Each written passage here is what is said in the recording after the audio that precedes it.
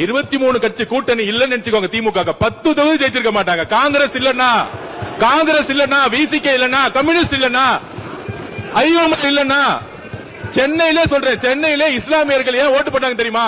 விசிகேவும் காங்கிரசும் ஐஎம்எல் இருந்தாலும் இஸ்லாமியர்கள் ஓட்டு போட்டாங்க. இது வரைக்கும் திமுக 62 இருந்து நானும் பார்த்துட்டு இருக்கேன். பெரிய தோல்விகள் சென்னையில இருந்ததே கிடையாது. ஆனால் தமிழக வெற்றி கழகத்துல 14 தொகுதி தோத்திருக்காங்க. 14 தொகுதி. அப்ப திமுகக்கு இந்த கூட்டணி கட்சி இல்லன்னு நினைச்சுக்கோங்க. கூட்டணி கட்சி கிட்ட 15% வரும். அந்த 15% இல்லன்னு நினைச்சுக்கோங்க. சென்னையில அந்த 2 தொகுதி கூட ஜெயிச்சிருக்க முடியாது. தமிழ்நாட்டுல 10 தொகுதி ஜெயிச்சிருக்க முடியாது. நீங்க இன்னைக்கு எதிர்க்கட்சியா உட்கார்ந்து காரணம் காங்கிரஸ், நீங்க எதிர்க்கட்சியா உட்கார்ந்து காரணம் கம்யூனிஸ்ட், நீங்க எதிர்க்கட்சியா உட்கார்ந்து காரணம் ஐஎம்எல், நீங்க எதிர்க்கட்சியா உட்கார்ந்து காரணம் விசிகே, நீங்க எதிர்க்கட்சியா உட்கார்ந்து காரணம் கூட்டணி. இத ஞாபகம் வச்சுக்கோங்க. பாப்போம் 50 தொகுதி தொட்டு சொல்லுங்க பாப்போம். ஒரே ஒரு தேர்தல் திமுக தனியா நின்னு 50 தொகுதி தொட்டு சொல்லுங்க. அப்பதான் இந்த கூட்டணி கட்சியோட அருமை திமுகவுக்கு தெரியும்.